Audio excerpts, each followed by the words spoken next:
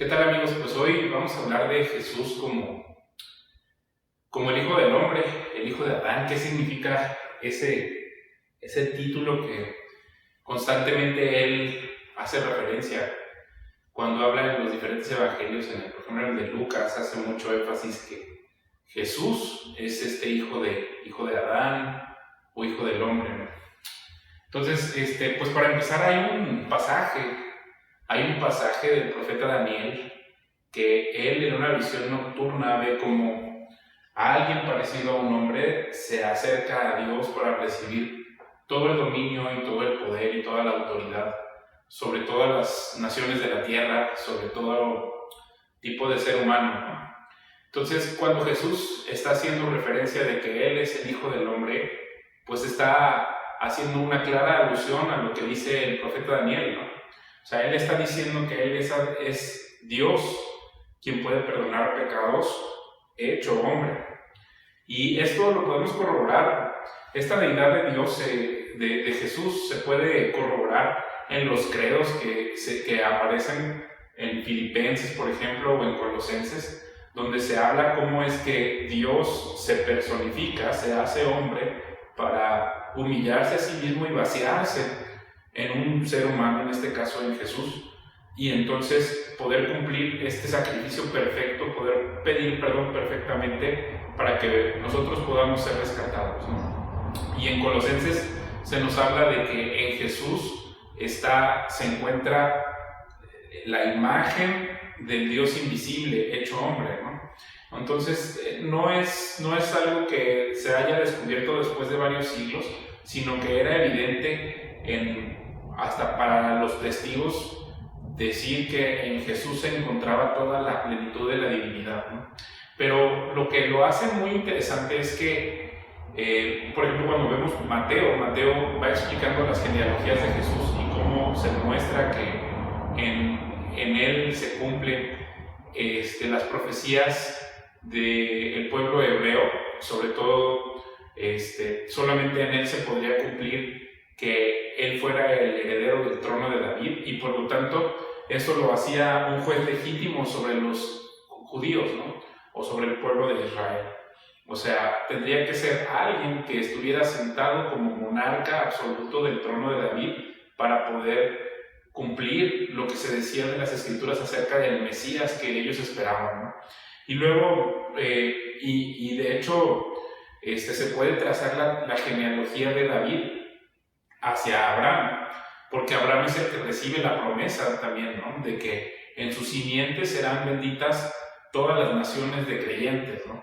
Y Pablo hace una muy buena explicación de cómo es que nosotros, en Romanos, nosotros somos herederos de esta promesa. También en Gálatas se explica eso, cómo nosotros heredamos esta promesa en Jesús.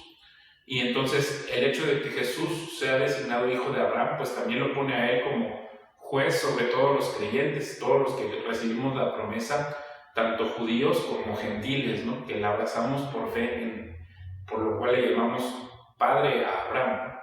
Pero Lucas hace una revisión desde Abraham hasta Adán para demostrar que así como Adán fue hijo de Dios porque en barro sopló aliento de vida, sopló su Espíritu Santo, en Jesús pasa lo mismo. En una virgen, Dios coloca su Espíritu Santo y es engendrado Jesús, no solo como el Hijo desde antes de la existencia, a imagen y semejanza de Dios, de la misma divinidad de Dios, sino en este caso engendrado, humillándose del Dios invisible, del Dios infinito todopoderoso, humillándose para convertirse en hombre, ¿no? Y entonces vemos a Jesús como su Padre directo es Dios y también es hijo de Adán, y entonces en Jesús se cumple esta situación en la que Dios se humilla a sí mismo, se hace hombre para venir a rescatarnos, ¿no? Entonces, el hecho de que Dios sea hijo de David legítimamente por las dos ramas, tanto por Natán como por Salomón, por adopción del lado de Salomón, pero legítimamente como María era también del linaje de David, pues ya da un cumplimiento, ¿no? Pero el hecho de que él sea hijo de Abraham e hijo de Adán, también lo hace pues legítimamente juez, ¿no? O sea, a veces nosotros podríamos decir, bueno, pues Dios siendo todopoderoso, Dios siendo sabio, ¿no? Justo, bueno, pues un Dios invisible, pues ¿cómo me podría juzgar a mí, él que sabría de lo que se siente ser humano? Pero tenemos en Jesús este acto de bondad, de amor de Dios, al convertirse en hombre, para luego que Él tenga esta autoridad moral para decirnos, yo sí sé lo que es sufrir, yo sí sé lo que sientes, yo sí sé lo que significa la traición, yo sí sé lo que significa que hablen mal de ti o que te presenten falsos. Pero sin embargo tenemos a Jesús que siempre reaccionó de la forma correcta y que en Él nunca se encontró pecado ni maldad, ¿no? Entonces eso le da a Él la autoridad moral para convertirse en juez sobre nosotros, ¿no?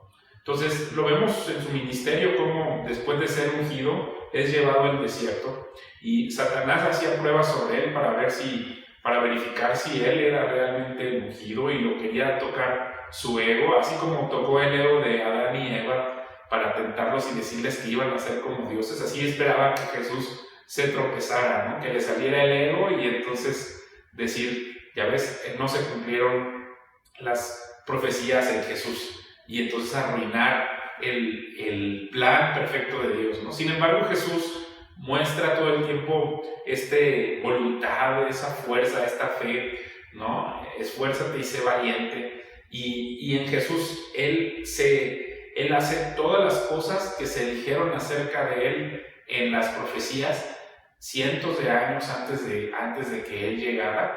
Y entonces, al final, Él entonces nos puede decir, bueno, pues sé lo que es ser humano, sé lo difícil que es para ti, a lo mejor tu deseo, ¿no? Tu deseo sexual, o a lo mejor tu soberbia, sé lo que se siente la codicia, ser tentado por la codicia. Y entonces, ya no tenemos la excusa, ¿no? De que no podemos decir, pues, ¿quién eres tú para juzgarme, ¿no? O ¿quién es esta persona para opinar de mí? O no me gusta que alguien me diga lo que estoy haciendo que está mal. Pues tenemos a Dios, que es el principal ofendido de nuestras maldades, y además que Él se puso en nuestros zapatos de ser humano, y entonces Él puede tener compasión de las cosas por las que vivimos si llegamos a cambiar de opinión acerca de nuestra maldad, ¿no? Entonces Él también sabe lo que significa que un ser humano en su ignorancia se obstine en su maldad, y sin embargo Él lo que nos puede decir es que Él sabe cómo se siente ser humano, ¿no? Entonces nosotros tenemos un problema, que la manera en la que entendemos cómo se administra la justicia es a través de nuestras instituciones, que se basan en lo que alcanzamos a entender de lo que significa la justicia de Dios, ¿no? Y a nosotros, por ejemplo, nuestra maldad nos ha hecho hacernos una imagen de lo que podría ser la justicia, y la representamos, por ejemplo, como una mujer con una venda, ¿no? Y decimos, la justicia es ciega porque no toma preferencia, ¿no? Y le ponen una balanza y le ponen una espada, ¿no? Para que administre esta justicia con fuerza, ¿no? Sin embargo, las Escrituras nos enseñan que el verdadero juez, la verdadera justicia es Jesús. Y de hecho, en la revelación que recibe Juan, que en otros lados se llama Apocalipsis, se muestra a Jesús como un hombre sentado sobre una nube con una hoz, y en la justicia de Dios lo que Él hace es la separación entre las personas que practican la maldad, que Él la clasifica en otros apartados como el pasto, o como la cizaña, o como la paja, y entre la hierba buena, o la hierba que tiene grano o que tiene fruto, que es la que es cosechada, cortada cuando ya alcanza la madurez, y entonces puesta en el granero para que dé provecho, ¿no? Entonces, vean, por ejemplo, en el caso del juez justo, que es Jesús, pues Él es omnipresente, entonces Él conoce todos nuestros actos, todos nuestros pensamientos. No es como la justicia humana, que es ciega, sino que Él pues es un Dios que todo lo ve y que para Él todo lo tiene registrado. Entonces Él conoce, Él no es subjetivo, ¿no? Él no ignora, entonces sabe exactamente con qué intención hiciste tal o cual cosa. Entonces, eso es lo que a veces a muchas personas no les gusta acerca de Dios, ¿no? Que exista alguien que conozca a profundidad los motivos por los que haces las cosas, las intenciones, y que conozca todos los detalles de tus actos, ¿no? Entonces, yo lo que creo que es muy importante dejar súper claro aquí en esta reflexión de que Jesús es el Hijo del Hombre, es que su justicia no va a dejar resentimientos. O sea, si eres una persona malvada, obstinada en tu egoísmo, obstinada en que no quieres una relación con Él, entonces Él es demasiado justo para dejarte vivir con tu decisión, ¿no? O para dejarte en aquel lugar donde luego es quemada tu vida, ¿no? Que es el infierno. Y las personas que sí quieren estar con Él, que reconocen que son seres humanos que se equivocan, pero que a pesar de todos nuestros pecados y nuestras faltas, lo buscamos a Él, nos damos cuenta que somos insuficientes y que solo con su poder nosotros podríamos alcanzar la redención o el rescate, pues es lógico que nos rescate, ¿no? Entonces, yo lo que busco es sembrar en ti esta duda, ¿no? De que a lo mejor un camino de maldad no te va a llevar a la vida eterna. Eso es lo que quisiera como dejar de ti, y que te des cuenta que la inteligencia en realidad proviene de tener temor de aquel que sí puede destruir nuestras almas, que en este caso es Dios, ¿no? Y que Jesús, pues al resucitar de entre los muertos, recibió todo dominio y toda autoridad y todo poder para juzgar no solo a la vida de cada uno de nosotros, sino a cualquier autoridad, a cualquier rey, a cualquier gobernante, porque pues básicamente eso es lo que Él recibe cuando resucita de entre los muertos.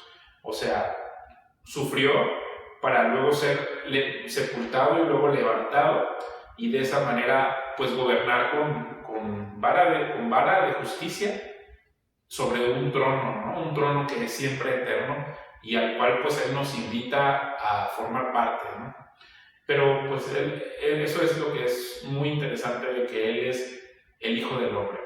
Entonces pues muchas gracias por escucharme y espero haber sido claro. Que estés muy bien.